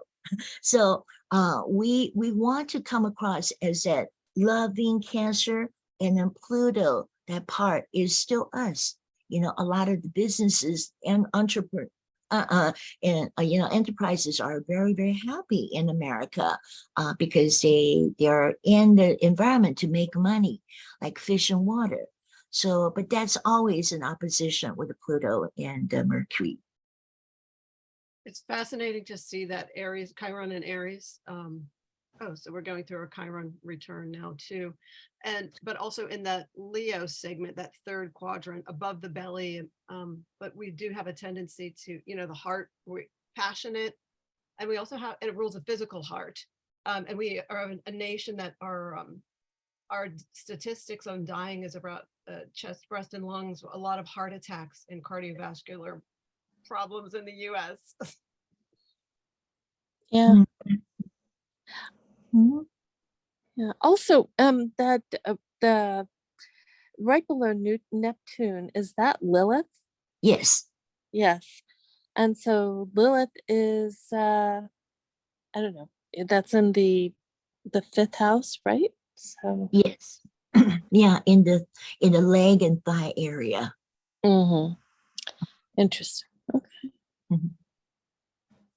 That was a really interesting read of Saturn in the 6th house of but also the segment that would correspond to Scorpion, Saturn ruling over scorpionic issues of reproductive rights. And yeah, that's where I was really, trying to give. Yeah, really fascinating chart to read in terms of medical astrology. Yeah, and with Lilith there also as a neutral, I don't know, I just was wondering about that too, with women's issues. And Mm. right? And fifth house ruling joy, pleasure, love affairs, children. Can Yeah. you point out where Lilith is, please? She's in the fifth Right house. here, Oh, right 19 there. Thank Virgo. you. Thank you. Yeah, it's a square to Mars. You know, we pay, well, so like Katerina said earlier, do you take into consideration the aspect? Yes, we do. So, you know, in this case, we have a square to Mars, and that is always a good conversation, right? Always a good fight with the Gemini and Virgo. Hey, oh, let's talk about this. If we have nothing to do after dinner, let's talk about this. And it creates a big thing after a few minutes. So yeah, that is yeah, Virgo, you know, again, woman issues or health issues. But I think I want to give this time back to Jim because we're at 2:45 mark. Are we okay? Oh, we're good. Exactly. Okay, so does anybody have any last minute burning questions for Audrey? But thank you for mentioning that square to Mars and, you know, inflated, heated activity, aggression issues. Great conversation starters. And also that trine to Pluto. A Pluto trine is never easy, but Mhm. often death and transformational. Thank you. Mhm, mhm. Yeah, thank you so much, Okay, there we everybody. go. All right, so I will get once I stop the video, then Zoom does their thing with it. Within a couple hours, sometime later today, I'll have a notice from Zoom that the video is ready. I'll be able to download it, and I'll try to get it uploaded tonight. So hopefully it'll be available for you to look at again tomorrow. I post the link to our Facebook page for those of you who are on our Facebook page. If you're not, you're welcome to join. For those of you who are part of the Meetup group, many of you are, I also send the link out to people in the Meetup group. If you don't belong to either one, or if you just don't want to go that way, email me and I will send a link to the video to you, and I can send you Audrey's slideshow as well as a PDF. So you'll have all of that to look at. And as we were talking about the USA chart there, I was thinking, what if we overlaid an outline map of, if we put the chart over an outline map of the United States, where would this stuff fall? So the lower, that will be the second quadrant, which is on the lower right-hand side, the right side of the chart, tends to fall in the in the south. And the stuff in the first quadrant, which is the left-hand side, tends to fall in the southwest. So there's not a whole lot going on if you use, and I was just visualizing the Mason-Dixon line across the country as the ascendant-descendant line. There's not that much above the Mason-Dixon line, which isn't, is not a really totally fair assessment. But then I was also wondering, well, what if we look at where we are now by progression to see how that stacks up with where things are now? So I might actually try to create something like that and add it to the collection of things. So you can look at that and say, interesting. But we'll see how that goes. It all depends on how my time goes. Okay, yeah. So Audrey, again, thank you so much. Thank When you're you. ready to do another one, let us know and we'll talk about it. Does anybody have any announcements, any last minute questions about anything? Anything they care to share? Thank you all for sticking with us. Great to have you all here. I am going to stop the recording now.